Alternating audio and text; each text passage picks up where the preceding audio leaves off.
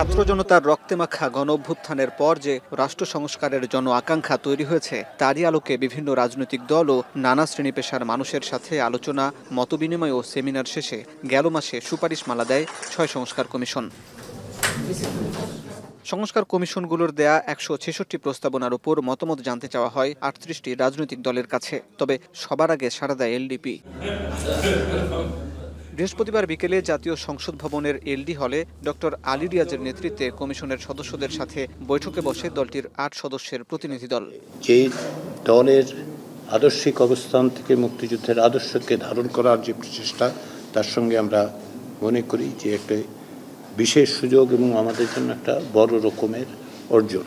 বৈঠকের শুরুতে অলি আহমেদ জানান, তার দল ১৬৬টি প্রস্তাবের মধ্যে ১২০টির সাথে একমত, বাকি ৪২টিতে একমত নয়, দুটিতে আংশিকভাবে একমত আর দুইটি অস্পষ্ট।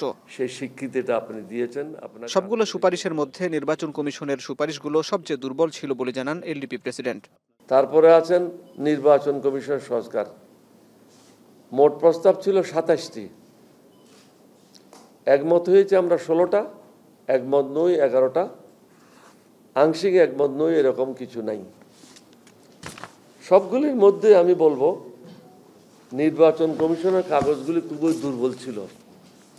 এটা আপনাদেরকে আরো অধিকতর দেখা উচিত ছিল।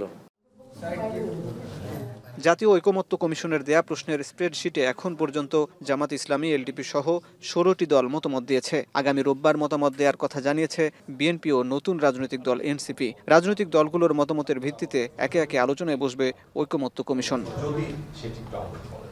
হাসিব বিল্লাহ, এখন, ঢাকা।